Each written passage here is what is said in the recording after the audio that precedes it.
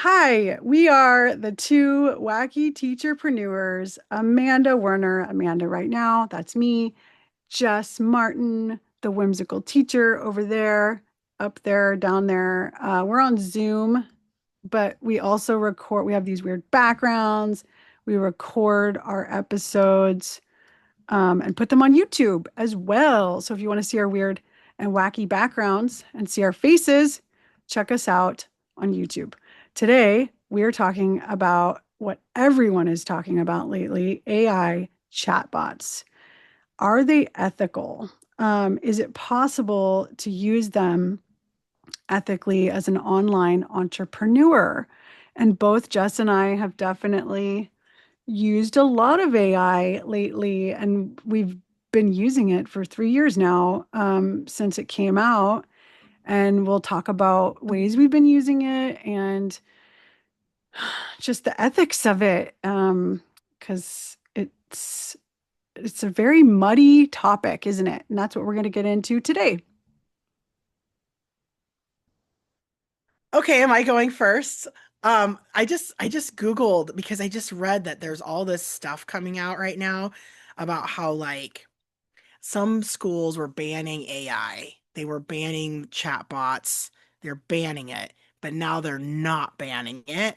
And so I'm wondering if I think we're looking for more regulations, we're looking for people being ethical with it, but me and Amanda have had this talk a million times, like, is it ethical to use? Is it not? Because I mean, it's basically, AI is pooling together all these resources that the world came up with and like sucking different cool ideas out of that. There's somebody else's ideas. They're not the AI chatbot. The AI chatbot did not think of like 10 cool picture books to use with kindergartners. They're pulling that from teachers' blogs and work that teachers created over the years. And I mean, I do think that is, as a business owner, I do not think you should be using AI in your products. I don't think it's ethical because any products you create with AI, those ideas belong to someone else and they're not being credited for those ideas, just personally. But this article just popped up on my phone how UNESCO is training policymakers on ethical AI in education. And they're basically trying to have like three main messages coming out because like kids are using AI. And, I think as teacher entrepreneurs, we need to understand how is AI being used in the classroom. So if we were to make a product, how would that support it? Like, I don't think you should use AI to make your products or really anything. But I do think we need to be aware of how kids are learning in classrooms now and how AI is being incorporated into lessons. So this is what they said, like these are the three takeaways and this is what they're working on right now. Um, One, AI must be contextual. Technology should support education priorities and be tailored to the needs of learners, teachers, and institutions. That, I mean, obviously, duh. Two, teachers must be involved. Educators' input is vital to ensure AI tools fit with curricula and teaching practices. So, like that they line up. And then three, data matters. Access and quality of data are central, but public education systems often face hurdles when data is held by private platforms. Because I mean, that's like, I think this is a big talk right now. Like, when you're typing things into AI, about yourself or these questions, I mean, that information is being farmed, right? The information is being taken and maybe used against you further down the line in the form of advertisements and stuff that you're starting to see on your social media feeds. And I mean, I know way too many times I type something into social media or on AI, and then it shows up like that topic shows up somewhere else in my life, right? Like in a form of an email from a company or the form of an ad I'm seeing. And so, I mean, I don't know. I don't even know. I thought this was going to be amazing, but I'm not really that impressed. I'm not really impressed with these regulations because the big idea here is that remember when you're taking something from AI, it was someone else's idea first, right? It's not, AI is not coming up with the ideas. It's farming the ideas from information that's already been out there. And I mean, I think it's like the ultimate search engine in a way, but my problem with it is it's not crediting its sources very well sometimes. But like lately for school, I've been asking it to make me lesson plans because I need to have a specific format. So I gave AI the format and it's just popping out lesson plans. But I know those lesson plans, like AI is not a teacher.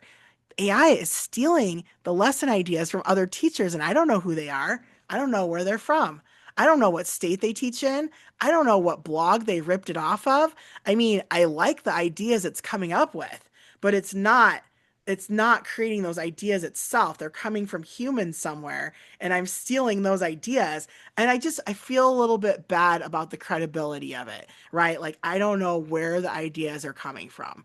I can't say, oh, I got this idea from a teacher in Texas, or I got this idea from a blogger in Washington, or I got this idea from, the Department of Ed in Connecticut, right? It doesn't really give you a lot of resources.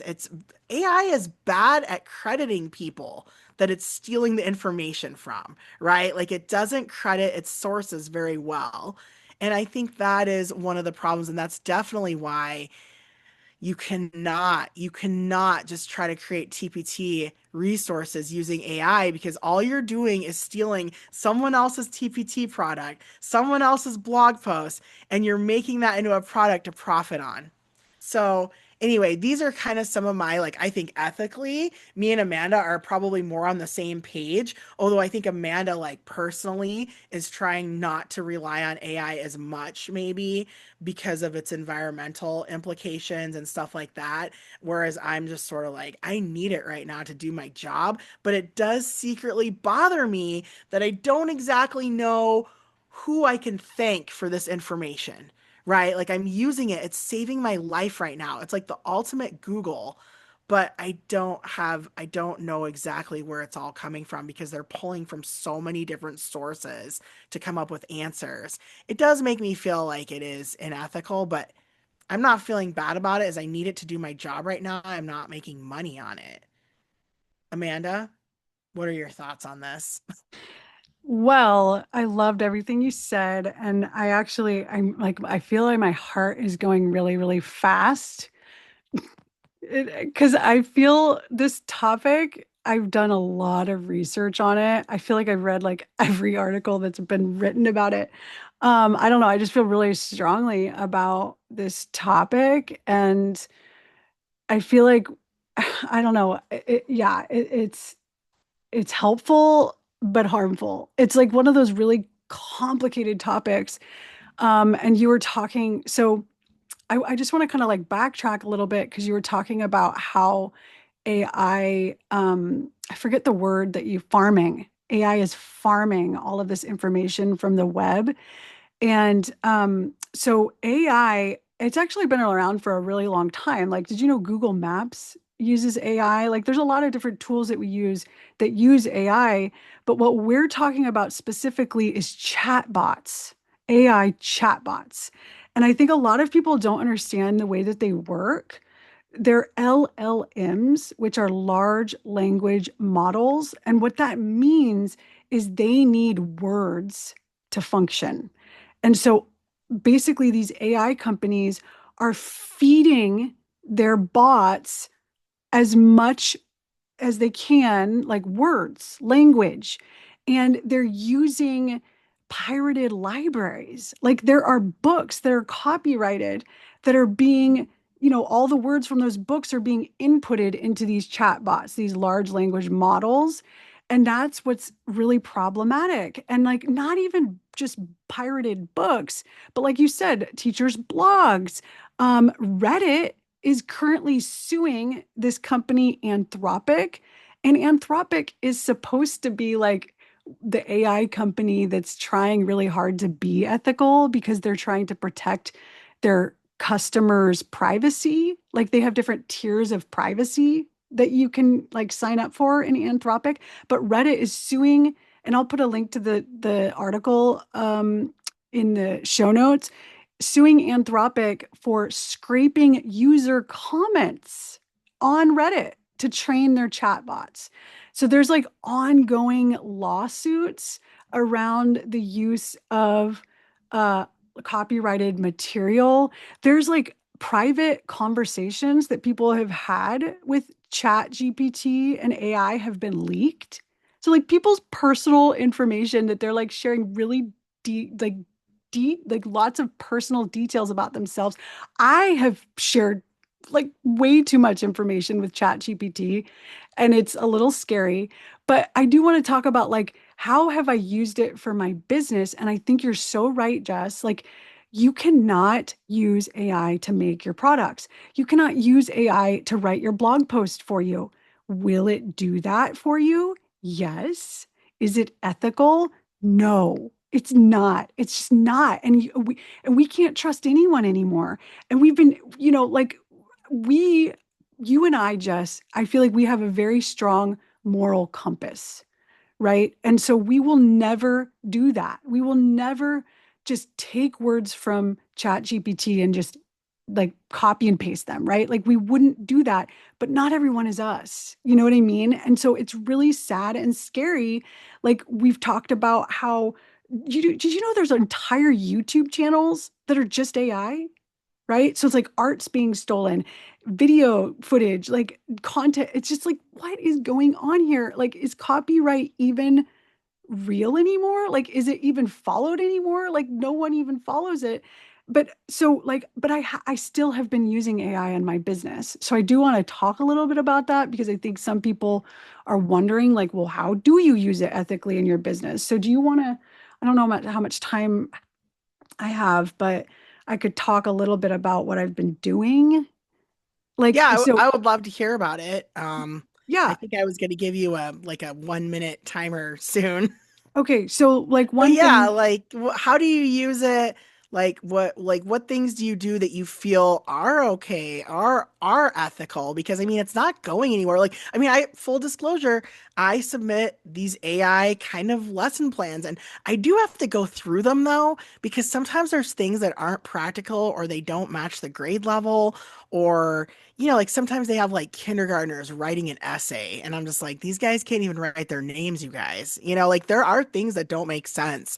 It's not perfect, but I am using them for my lesson plans because I cannot, I would be up all day, all night of every single day writing these lesson plans if I didn't have help.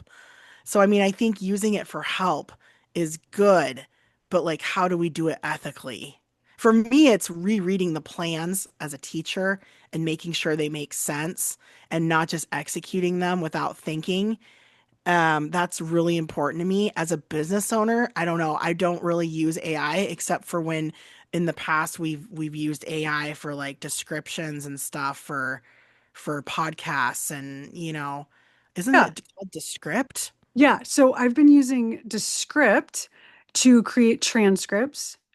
But again, I feel like this is totally ethical because it's our content, right? It's our words. But like we're putting that out there to be stolen. So like all of our stuff, like so we'll record an episode and then I upload it to Descript and it'll create a transcript for me. It'll create show notes for me. It'll create possible titles for the episode for me, which is really nice, like it's just very time saving. And um and so those are like the main ways that I've been using AI just to sort of do mindless tasks like that would take way too long if I didn't use it. Um and I think like coming up with like ideas, like for products, I think could be ethical, like asking AI chatbots, what they think about a certain idea that you have, and maybe like kind of going back and forth, like sort of coaching you on like, but eventually it's going to prompt you, like, because AI has this weird feature, especially Chat GPT, where it's like constantly like, would you like me to create a PDF of this lesson plan for you? You know what I mean? And it's just, did you know that that's like a strategy to keep you on there?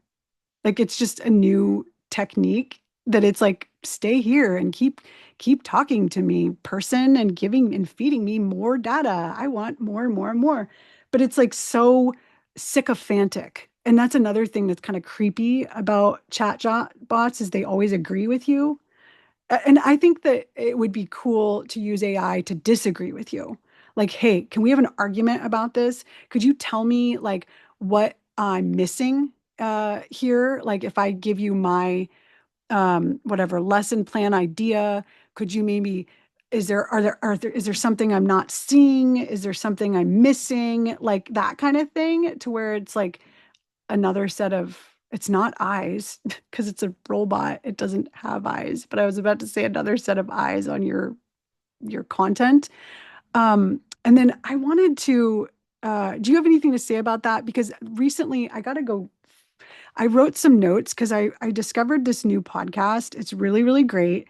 And they talked about how AI is affecting neurodivergent people. And the person that they interviewed on this podcast, I have to go look at what the podcast is called, and we'll put a link to this in the show notes.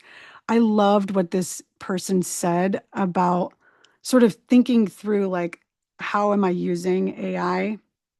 Um, so I'm going to go look for that while you respond to what I just said. Yeah, and I think for me personally, like I have used it. Like one thing it's really great, that's what I agree with you on, is like when you're using your own content, like it's really great for like rewording what you want to say about something. Not necessarily for a blog post, but I do get like people on social media writing me. I've gotten emails about things where I'm not like I kind of know what I want to say, but I'm not like I want to say it like in a good way. I want to have like a positive spin on it, or maybe like my words might be a little awkward or harsh. And I'll ask ChatGPT, I'm like, this is what I want to say to this person. This is what they said to me, and this is what I want to say back. A lot of times it is like random people on social media. Maybe they're challenging me, maybe they're asking me a really good question, but I want to, like it's a challenge. It's a challenging question. And I feel like ChatGPT does a wonderful job at coming off a little bit more polite than I would. And so, yeah, like it does help me a lot with politeness. And um it always seems to have like a little bit better response, but I do agree with what you're saying, how it keeps trying to keep you there. Like, would you like me to create this? Would you like me to create that? Would you like two different versions of this? How about a text message version? I mean, it goes too far. It tries to trap you in the app, right? But it has helped me with some interpersonal communication with customers, and with I get a lot of like social media opportunities where sometimes I'm not exactly sure how to respond. So I'll give them the gist, and I'll be like, this person wants me to do this. How would you respond? It can also help me with like pricing. I'll be like, this person wants me to make 3 videos about this topic. What do you think is a fair price? I'm like, this is my niche. This is what they want me to do. This is how long it's going to take me. So, I mean, I feel like that's sort of ethical, asking sometimes for personal help. Like, does it help me profit in some way? Yeah. But like, do I feel like I'm ripping off someone's blog post? No. you know? What do you got? Okay, what I have here is this really amazing new podcast that I discovered called Hyper Focus. And she interviewed uh, this person. I wish I could find her name. But I'll put a link to the episode. And the episode is called "What Could the AI Boom Mean for Neurodivergent People?" But the reason that I'm bringing this up is because she had some really great questions, like where is the desire to use the AI tool coming from? So, kind of like answering that for yourself. And that usually there's kind of two ways or two purposes that you really need to think about. Like, why am I using this? Because when you outsource certain things like thinking and like writing, you're outsourcing your own like critical thinking skills, your own ability to grow in that area. Do you know what I mean? Like if you're having it write blog posts for you, what is that doing to your ability to write blog posts yourself? Do you know what I mean? And you really need to think, is this, am I using this for something sort of mindless that I'm okay outsourcing that for? Do you know what I mean? Something more kind of like productivity oriented, or am I outsourcing it to something that's my expertise, that's a process oriented thing that I would be improving my abilities if I just did it myself? Do you know what I mean? So, like using it to write a transcript, am I trying to get good at writing transcripts? No, I don't care about writing. Like, am I trying to get good at typing? No. I mean, I probably could improve in my typing skills. So, like, I'm okay with outsourcing that, right? But I'm not okay with outsourcing um like just the content that I'm writing. You know what I mean? Because I'm a writer and I want to get better at writing. And if I let AI take that over for me, and it can apply to daily life too. Like if you're using AI to make like a grocery list for you, or you know what I mean? Like I think that's totally fine if you're okay with not growing in that area of, coming up with your own kind of meal planning, right? So like you're kind of thinking about like, how am I, how is this going to um take away from my own sort of skill set? Does that make sense? I don't know. Yeah, yeah. Okay. And I'm thinking about like how I use it for my lesson planning. It's like I've been a teacher for 14 years. I know how to teach a lesson. Yeah. And it's just another hoop that the district is making us jump through Yeah. to turn in these lesson plans. So like it's helping me jump through a hoop way quicker on something I already know how to do. Yep. And I don't need like, and it does actually make me grow a little bit because I'm having to evaluate their lesson plan. Like I'm reading through it and making sure it makes sense. And a lot of times I'm changing things that don't make sense. So I think Yeah. I am growing a little bit, but it's an area I need to grow in. No, I learned how to write a lesson plan 14 years ago, and I don't need any more practice on that. I'm good. I'm good at that area of my teaching career. So yeah, I love that. I love that perspective. The question is, so the two questions I think that are really helpful when thinking about using AI are, so where is the desire to use this tool coming from? And how important is doing this task myself to my actual lifestyle or my learning, right? And is this a process task, which is important for me and my skill set? Or is it more of like an output activity where I just need to like get it done and like it could save me time? Um, so I think we've covered a lot in this episode. I think it's been really awesome and helpful. Do you have any other ideas you want to add? No, but I think that's great. I think this was a good one and it's very timely and it's something that's not going away anytime soon, which is why I wanted to do it. I think it's something that people are grappling with right now. Like, how much are they using AI? Should they use it in their business? Should they use it to create products? This is something I'm seeing people talk about. And I think the next episode, we're probably going to go in even more, a little bit more detail because there is a really hot topic right now about AI and small business owners and I'm going to bring it up in the next episode. So I hope everyone tunes in for it. They will, I know it. And make sure to subscribe to our episode. And this is like the awkward goodbye. And think about, Namaste. wait, think about joining our Patreon. Yeah, there's a Doing. link to it. Okay, Got it. goodbye. Namaste. Goodbye.